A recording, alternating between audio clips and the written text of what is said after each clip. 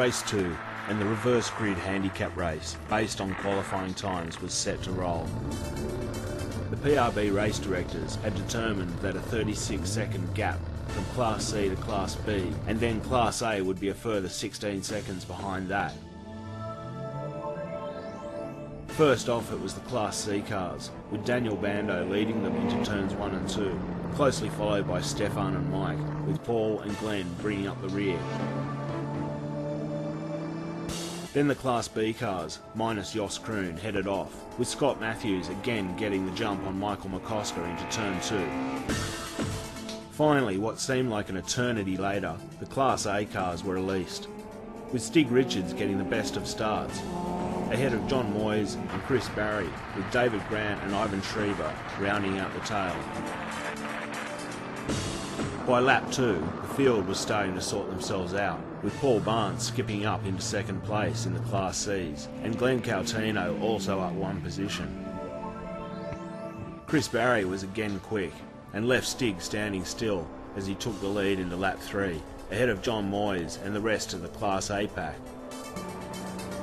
Another few laps, and Paul Barnes finally takes Daniel Bando for outright class position. At nearly the same time, Daniel is black flagged for allegedly breaking the start, something confirmed by the video, and Daniel plummets from second place to last in class after doing his drive-through penalty.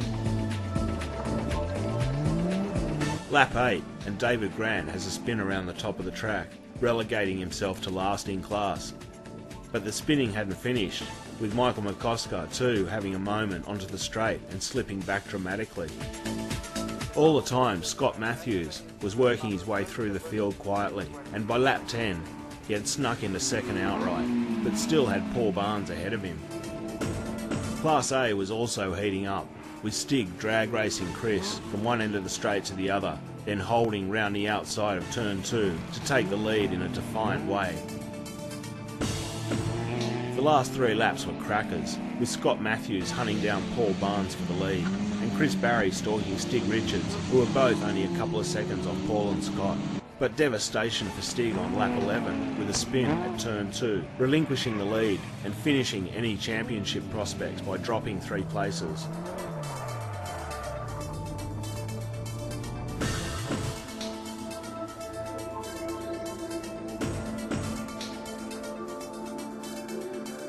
Back in the Class Cs, Stefan had cemented second place, ahead of Mike Barry and Glenn Caltino, who had a late spin, forcing him back into the field. The last couple of laps were nail-biters, but Chris Barry didn't quite have enough to catch Scott Matthews, who was only a second ahead, and likewise Scott didn't quite have enough to pip an excellent drive from Paul Barnes, who emerged victor.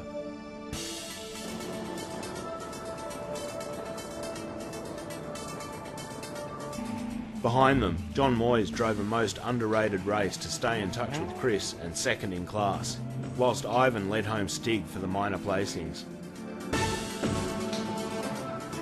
Stefan drove a great race to secure second in class, a clear 7 seconds to Mike Barry and another 6 seconds to Glenn Caltino.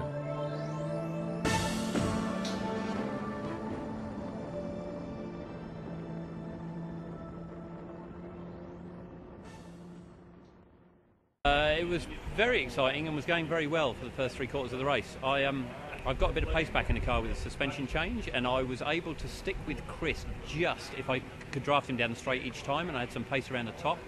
And then after about 10 laps, I dived down the inside into the last corner, managed to get through, managed to hold him out for a lap, and was trying to gap him, and I've been pushing harder than I think I've ever pushed in a race before, just to stay with him. And then when I tried to find a little bit more pace, I found that it wasn't in the car and I had a spin, and that put me to the back of the A. So very disappointing result, but I probably enjoyed the race more than I did the first race of the day. So pretty exciting race, got away to a great start, but then a black flag, mate. Well, apparently I'm going to go and have to talk to them now, but yeah, they think I jumped the start, I think, so not good. Okay. The car felt alright. It popped out of gear a couple of times, so it might have to be looked at over the new year. Okay. And you've had an incident with one of the other drivers on the course? Yeah, I had Chris and Stig up behind me, and Chris got through, and I thought Stig was going to take the the corner the next corner as we got through the corner, but he's got so close and he's actually rubbed my guard, so that's how close we were. Very scary. Try and rub him out in the next race. Yeah.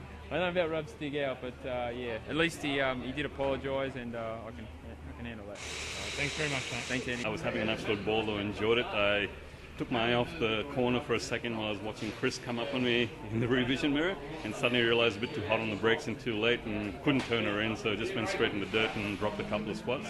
But having said that, had an absolute ball, fantastic race. It looked like a good race from the outside. Oh yeah, it was great following all the guys up and picking the spots off one after the other. So I really enjoyed it, So. Oh, back with a vengeance for race 3, mate? Yeah, yep. I'll go back out there and have some more fun, as long as the rain stays away. That was an absolute joy. Managed to get off a reasonable start. Went past one or two people, I can't remember who, but they were gracious and got out of the way. And then kept going through the middle bit when I was inclined to lose concentration as a rule. And then saw the quicker cars coming up in the mirror, but managed to get across the line about a few hundred metres ahead of them, which was just wonderful. It was real thrill.